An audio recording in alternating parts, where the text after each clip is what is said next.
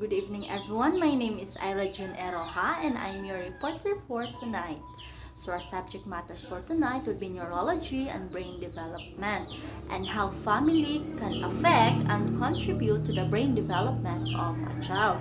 So, let us define what is neurology. So, neurology is the branch of medicine or biology that deals with the anatomy, functions, and organic disorder of nerves and nervous system.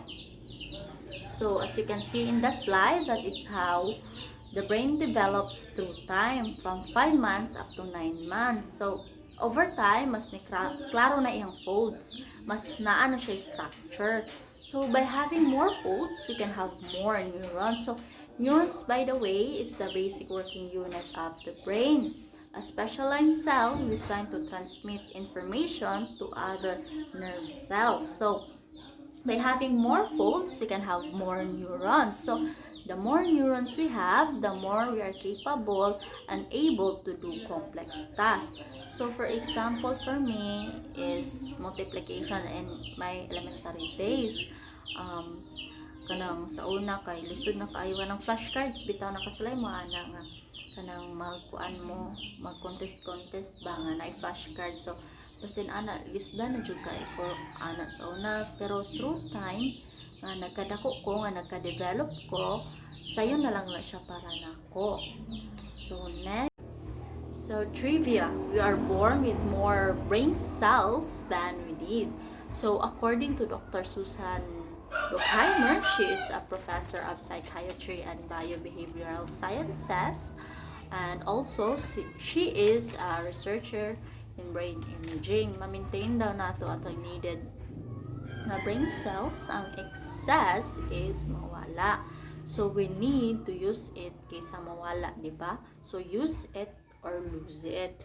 So may ingon ta sa uban, anong ka-bright niya? Uy, perti niyang hawura. Uy, ano man niya siya?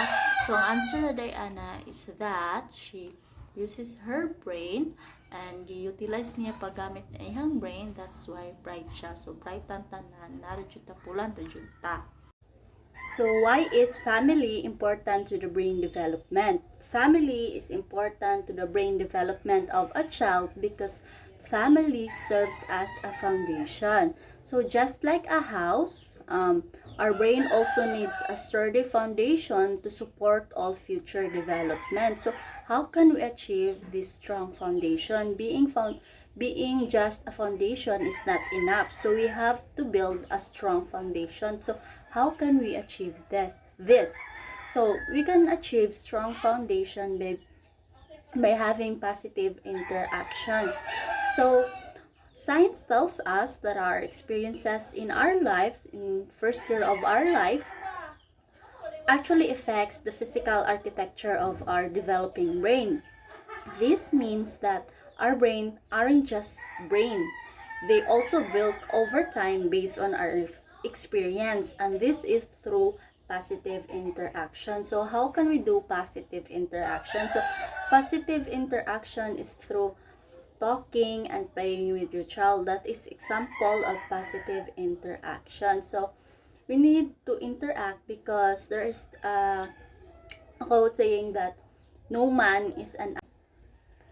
So next is support system. So especially to those gifted children, they are antisocial because they think that they belong there, they are different because because they are mature, dili nila ka vibe tong same age nila. So that's why they feel alone. So as a support system to your brother, to your sister, you have to encourage them not to play with other kids or to play with you. It's okay to be different, to be gifted. And do you know that most reason nga nung mag-suicide sila, mag-imo-imo sila because they feel alone, they feel different, and they have no one to tell their problems. That's why we have to talk to them, to talk to them. So next is perfectionist. So most of gifted students, they are perfectionists. So we have to support them that it's okay to commit a mistake, it's okay that you didn't make it the way you want it to be. So in that way, makorek ilahang mindset nga ganahan sila perfect tanan, makuan mag-perfect jud tanan. So another childhood experiences that develops brain development, and that is called stress. The good kind of stress is like meeting new people and studying for a test. So kani di ang ato ang mga na-feel right now nga na-stress ta kay daghan kayo ta og mga activity, mga assignments and mga exam is a good kind of stress because it helps us to cope with future challenges. So another type of stress is toxic stress. So toxic stress is bad for brain development. If a child is maka-encounter siya ginanin niya sa iyang family, gineglect siya, gi-abuse siya niya na ang iyang parents kay kaanay kanang parents addiction sila ba iyang parents kay kanang wala bitaw ga support niya, walay mo kuan niya, mo cheer up niya nga it's okay nga kanang mustorya niya nga how are you na walay mangumusta niya. So the basic structure of his brain might crash kanang kay ma-feel man niya nga wala siya family. So that's why nga murag ma-depress siya, ma-crash iyang brain or iyang panghuna-huna kay syempre wala siya family nga masindigan niya nga through times nga inani nga galisod siya. That's why nga mag-all ang child kay syempre gineglect siya na abuse nga nahitabo. So that's why as a support system naadyo ta sa kilid sa ato ang child to support them kung dili nila kaya, let's help them. So that's how you show your you show the support to your child. Another childhood experiences that develops brain development, and this is called stress. There are two types of stress, the good stress and the toxic stress. So the good stress is studying for the exam or meeting a new people, is example of good. So another childhood experiences that develops brain development, and that is called stress. So there are two types of stress, the good stress and the toxic stress. So the good kind of stress, like meeting new people and studying for an exam, is healthy for development because they help kids and also us, dili lang kids, to cope up with future challenges. So another type of stress is toxic stress.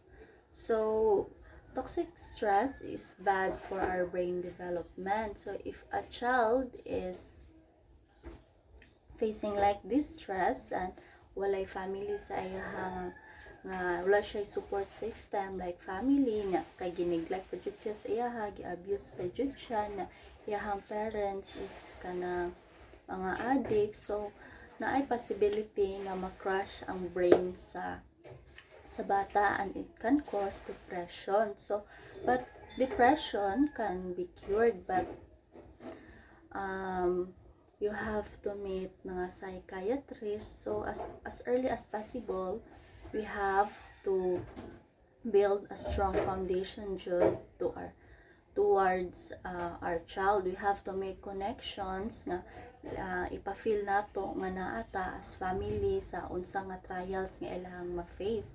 So nga it's okay nga mo face og problem, nara jud ta mo support jud ta nila nga it's okay if maka-encounter ka og problem kay naamin diri nga family nga mutabang nimo. So in that way ang bata is dili siya dili maka-cause og depression because naa ang iyang support system which is family. So without sturdy foundation to properly support future development, he is at risk. at the lifetime of health problems and developmental issues, even addiction. It is possible to fix possible damages of toxic stress later on, but it is easier and more effective and less expensive to build solid brain architecture in the first place. So, next, importance of family in the brain development of a child is first teacher. So we are the first teacher of our child. So kita ang gaingon jud sa atong bata, we are the first teacher jud namin, this is right, this is wrong. Then kita man pod ang as a future parent, kita pod ang mo this is A, this is B. So we are actually the first teacher of our child. So as a first teacher, we have to first nurture them. So how can we nurture kids? So if imuhang kids is ganahan og painting, then imuha nang i-nurture. So imuha ba siyang paapilon og mga drawing class, or kuyog ba mo duha nga mag-search ra mo sa YouTube, then kanang kuyog mo nga i-learn na nga how to draw that.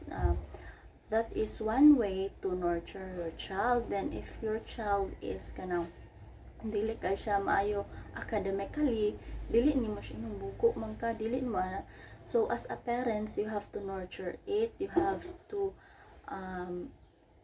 help your children nga ma-overcome na niya. So you have to help him or her nga makabalo siya kay as a family. That is your role to nurture your child.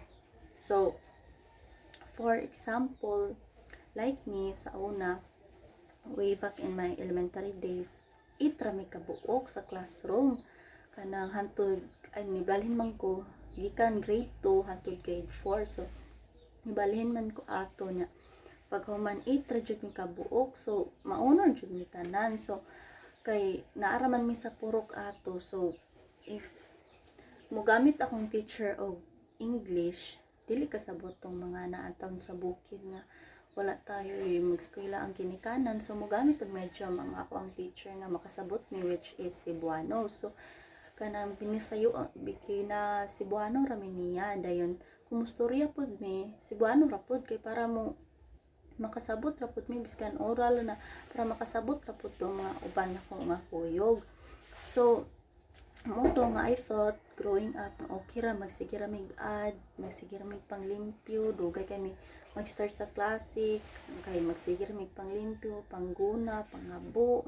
Mangkambo biya mi layo pa biya to nga layo pa biya to ang among kab-anan, pikas pa jud buntod. So ato nga nadagko mi rag okay ra nako nga na elementary nga ana ra ang the way nga mutudlo, masige ra mig add. Then pag man okay ra nga feel na ko okay ra magsigig absent kay maka cope up ra bitaw Japon ko kuan. Then didto na pag high school na nako nga didto na ako nga feel nga dili day na maayo di ay kay pagkuan nga make a sentence inani, then gamito personification, hyperbole, simile la ako wala jud ko kabalo unsa na, kay biskan ako wala ko kabalo unsa ato nga mga time ang noun pronoun gani. So unsa na lang ka nga mga simile personification. So may gani na ako'y family nga nitabang na ako nga to cope up nga ako mga na behind ka lesson. So they helped me, ako ang sister nga in-nurture, i-feed ako ang mind, i-train akong mind nga kaninga mga butang mo ni siya, ang noun mo ni siya. So naka-cope up ko sa ako ang mga na behind ka lesson. That's why family is important jud. Dili lang teacher ang mo provide og kanang information, also pod kita pod nga mga parents nga mo kuan pod ta nga mo help po ta, mo assist po ta sa learning sa to ang child. So next is discipline. So as a teacher, first teacher, kita man dyan ang mo discipline sa to ang child. So especially gifted students nga sila I don't care attitude nga Ay bahala na sila, mahimo ra bitag okay ra bitag mag-inusara ko, makaya ra man ko na kung mag-inusara ko.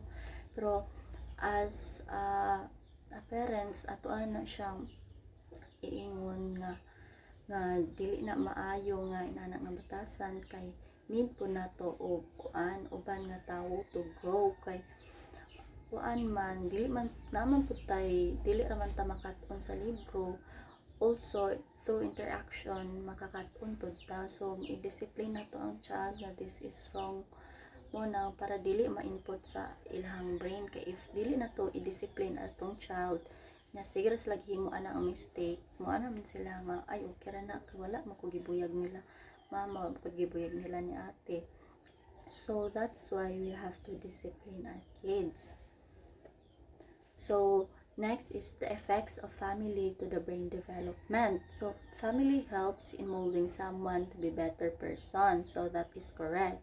Family helps to have healthy mental health. Also that is correct. So also family helps to make someone stronger and wiser. So that ends my report. I hope you understand my report, and good evening and God bless.